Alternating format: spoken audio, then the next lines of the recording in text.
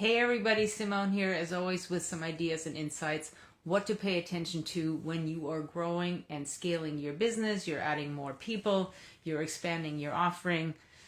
It all takes dedication and different processes than you have used before. So today we're going to talk about how to turn your team into an army of independent problem solvers.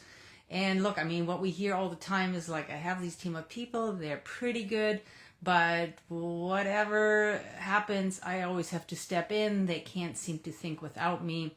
And what we really want is to empower the team through out of the box thinking and skill building, because this doesn't come naturally, right? This is where you have to challenge the status quo the way it's always been and train, and help them really rethink and interrupt patterns and approach things differently. Because when we think about this, right, most owners or managers, they are what we call stage 2 managers.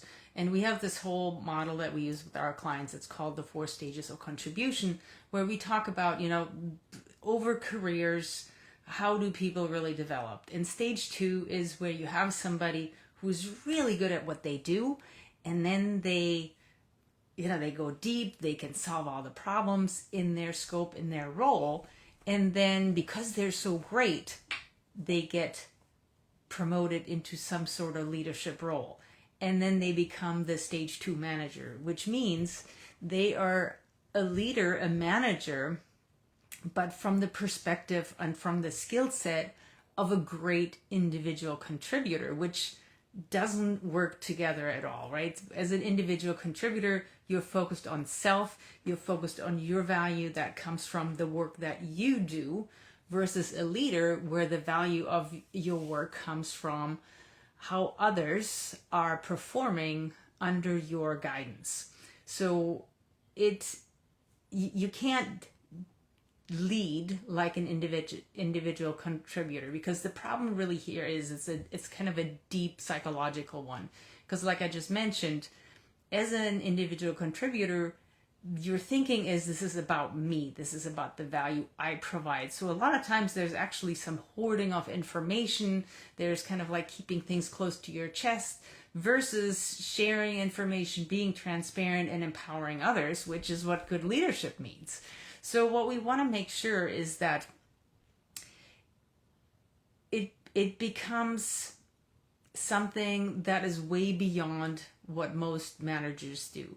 Because there's still this thinking of like, I'm going to control everything, and that means they don't go beyond kind of really basic delegation. And if you have been following us for a while, you've been hearing me talk about the 3 levels of delegation. There are lots of episodes about that. Go back and listen to that if you don't know what it means. But it basically goes much beyond just telling people what to do, because people don't like being told what to do, and it also means they don't think any further. And that is the antithesis of having a team of independent problem solvers. So we want to get away with that, because what that means is, if you were that leader, you still control everything. You still hold all the answers. A lot of times it comes from early stages of business, when you did hold all the answers and when you were the one who was solving all the problems. And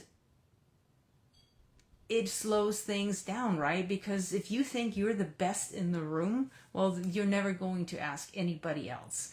So it comes from the intention of efficiency and quality, where you believe that when you solve it, you will have the best solution, or you will do it the fastest way possible, right? You'll have the best solution to it.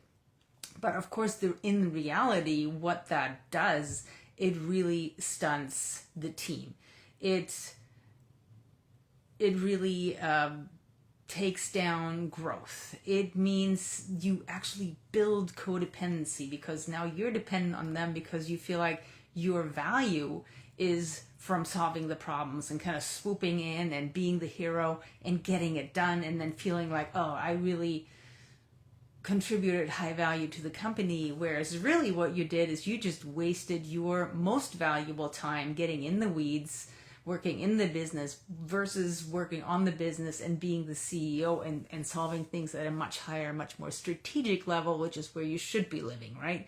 So it goes, you are stunting growth, you're creating codependency because you need them, and then of course they need you because they're so used to you swooping in and being the hero and solving it all, so they're waiting for that. And it also means, psychologically it disempowers them and it breeds low confidence because they've never gotten used to actually believing in themselves that they can solve these problems.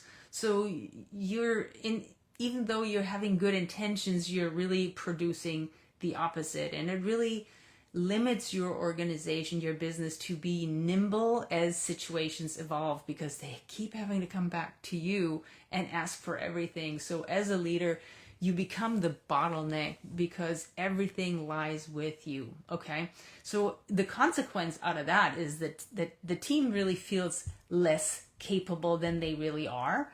And that also means that they're less engaged, that they're less involved, that they don't challenge themselves to think more critically, and they don't ever really risk anything and come up with anything new. So when you're the fixer and you're not available, that means you become a big fat block in the flow of activity and solutions and strategy in your company. So we want to make sure that problem solving is not centralized, because if you're the one who is the hub of everything, right, it's centralized. So we want to decentralize it and distribute it. So when something is going on, we can all be part of the solution, right? Because if you don't do that, it slows down everything. It kills your bandwidth. And I mean, who wants to be called 25 times a day? I'm sure you don't. I don't. And who wants to have a team where you feel like unless you tell them every single step, they're lost, they're stuck, they don't know what the next thing is to do.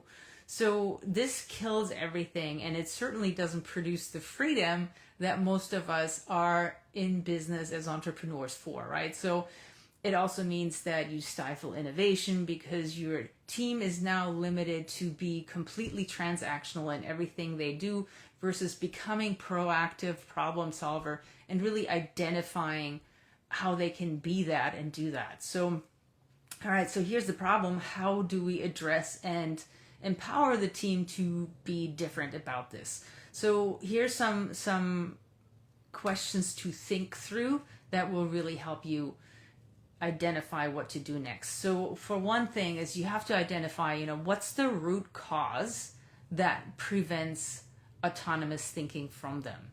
So do they not know? Like a lot of times I kind of ask this question threefold, right? Do you have the wrong people, right? They're really not the right people in the right seats. And before you say yes to that, think about the other two questions, which is, well, is it really that they're the wrong people, or do they not have the systems and strategies that help them think through stuff and be more autonomous in their problem solving? And did they not have enough leadership to help them grow into that? And that's really your best bet, is those two things, giving them systems and strategy to open their minds and help them have more business acumen, understand the entire business in a more holistic way so that they can make decisions on their own, that they can solve problems on their own, and that actually their solutions are good and you don't have to second guess them. You don't constantly have to follow up on it because they actually own the outcomes. And that's what you want, right? So it's really important to go that direction. So we have to think about, it's like, okay, what's the problem, the root that prevents them from autonomous thinking? Is your business filled with processes that are so inflexible and that discourage risk taking? So there's that really fine balance between having really good SOPs that give everybody processes to do the most important, the repetitive stuff in your business that has to be done a certain way, and to have far too many of those at like like intensely granular level that prevents anybody from innovating, coming up with better stuff, identifying where improvements can happen, where they can really think strategically about how to get this job done the best way possible. So that also gets the business really stuck. Now, the other thing is, do you have transparency around failure? Because you have to know your team, right? If they've been with you for a long time and this is part of your culture, great. But if you have newer employees or this is not something you've practiced, if they are afraid to go out on a limb and make mistakes, well, they won't. So you have to teach them that mistakes enable learning and it's not about consequences. So, of course, we want to minimize the mistakes they're making and we want to make sure that they're not like really bad mistakes, but that's still how they learn best. So you have to kind of look at, and even when you notice that they're not going to make the best decision, sit on your hands, zip your lips if you can, right? If this is not something that's a big deal, let them go that route and find out for themselves why this is not going to work. So the of course, what also goes with that is skills training, right? So you have to teach them, and that goes back to them having a really good business acumen and really understanding your mission and your vision and your processes, your way of thinking, right? So this is where planning comes in. You have to have really good planning processes in place that everybody practices, not just once a year, but we do this as part of business, as part of our weekly routine, right? So we need to make sure that there's planning. We need to make sure that everybody is thinking in a much more holistic way than what they've been used to. And that means we have to get to a place where there's active root cause analysis all the time. So that means we have creative ideation going on. We have perspective gathering that expands everybody's thinking around challenges, right? Because now we don't just have one person who is looking at a problem and figuring it out. We have to have the entire team look at the problem together and go, how can I contribute to this problem solving from my perspective, from my scope, from my role? And you need everybody to participate in this kind of thinking and really benefit from this kind of process, right? So, because that's what really gets them to grow. So you also want to make sure that as part of that, that you discuss challenge openly and that you brainstorm solutions with them so that they can, like I said earlier, they have to understand how you think. I was interviewing a very successful CEO, and I was asking him, hey, how did you get to build this highly strategic team that's very independent, very autonomous? And he said, look, I just kind of looked at them like I had to teach them how I think, and then they would make the best decisions. And when I teach them how I think, and then I ask them for their perspective, now we have the very best decisions, right? So you give them what you can, but then you also allow for expansion because you hired them because they're great at what they do. And if they're not great at what they do, hopefully you're training them to become that and they can keep developing that muscle. So this part also, what that means is that part of the process in your company is that you require that they document any issues, right? And that as a leadership team that you meet and that you come up with fixes collaboratively, and that same thinking gets cascaded down through all the different levels of organization. So let's say as a leadership team, let's say you have multiple levels. I mean, everybody here is like, maybe you have two people, maybe you have 20 people, right? So let's say you have multiple levels of organization. So the leadership team meets and comes up with solutions for a challenge at a high level. So what needs to happen is that this solution gets passed on to each team, but each team is going to have to deal with the solution for their business area, right? For their perspective, for their scope. So they get together as teams and also collaboratively brainstorm and design fixes for their specific scope. So we need to do that for wins, for challenges. We need to talk about progress like that because it massively strengthens engagement and capability, which is what you really, really want for your team. And you have to rotate ownership for key initiatives across your team, because that also means it will be driven, all these initiatives will be driven by multiple perspectives. Like I just said, it's like when you have your different business areas focused on the challenge, each one will solve it differently for what's most meaningful to them, what they most focus on. So if we rotate that, now we have a much more holistic approach and a much more complete way of solving that problem, right? So we want these diverse approaches to create the holistic thinking that creates the best business solutions. And then, of course, you must celebrate progress, because anytime when you have good people who are putting a lot of effort into something, you have to let them know when something is working, because they will do more of that. And it inspires continued effort, and it inspires them to show up and just put their whole heart into this, which is what you want them to do. So this is not about boosting somebody's ego. This is about letting them know that what they did is working, that it is appreciated, and that their effort was worth it, that they have had impact. Because remember, they're not there necessarily just for the money, right? Most people are not. They're there because they want to feel good about what they do all day. They want to feel valued and valuable, so that they have that career satisfaction. They want to go home at the end of the day feeling like, hey, what I just spent my entire day doing actually mattered. So, and by reporting out on wins and progress, you give them that energy that they really need to keep showing up like that. So don't forget about that piece.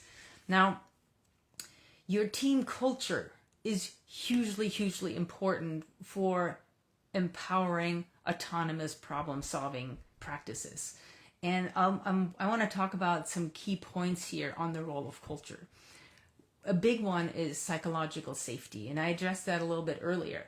Your team must feel comfortable taking risks and fail without repercussions, because if that's not part of your culture, they won't. And if they come from, businesses, organizations where that was an issue before, where maybe they have gotten penalized for actually breaking something when they were trying to make something better, well, you want to make sure that you raise that conversation and eradicate that in your culture. So the other part is transparency builds trust, right? So you have to have open discussion around challenges without pushing blame or somebody, or without causing defensiveness, because that is what enables you and increases collaborative ideation, which is what you want. You want everybody to put their brains, their heads, their talents together and feel like they can fully play all out without fearing the fallout, right? So very important. And as a leader, of course, you set the tone for all of this stuff. So you have to emphasize that problems, challenges are a part of business. You're not in the business of whatever you do, right? You're in the business of solving problems. That's what we do all day long. So we have to make sure that you can emphasize that with them. Problems are part of business and growth. And really what challenges give us is opportunities for improvement, because hey, otherwise, if we don't know it's not working, we can't make it better. So these are opportunities for improvement, and not weaknesses to avoid or people to blame, right? So then reward and recognize, so that you can value progress over just outcomes. You don't just want to reward and recognize when it's finished, because that's, getting something done, those kind of moments are few and far between. So emphasize when the progress is working. Let them know. and always connect those wins, the progress, the outcomes that are done with how did that impact our revenue? How did that impact our growth? How did we align with our vision? And how does this overall impact how we're growing as a company, right? So make sure that you help them align whatever they're doing and the successes they're having with, is that actually important, and how is that important?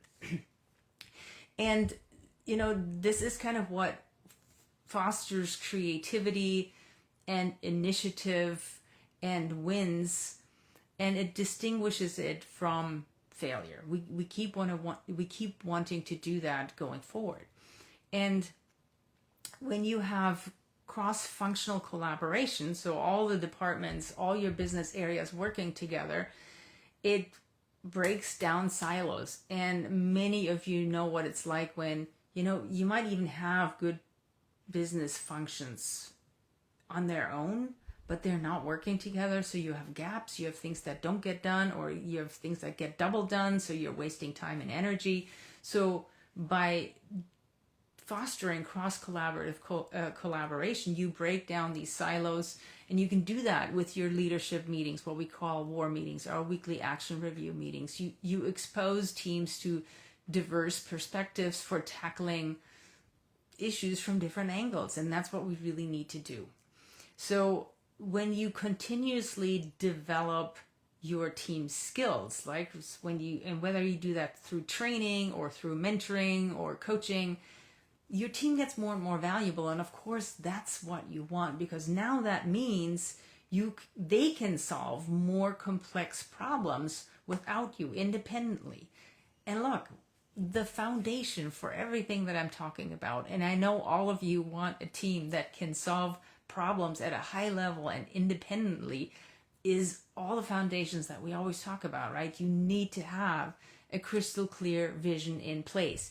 You need to make sure that they have a really good plan to translate what the vision means that's up here, kind of what does that mean for today, for this week, so we can all work together cohesively as a team and come up with the most effective way of doing stuff, right? So having really clear goals identified like that, versus the other side is having all top-down directives, which means you're the middle of everything, you're the hub, you're the problem solver, you're the fixer, and that means you are stuck in your role and you can't ever work on the business because all you ever do is work in the business. You're 24/7, you can never step out. And where's that freedom that you've always been dreaming about, right? It's far, far away right now.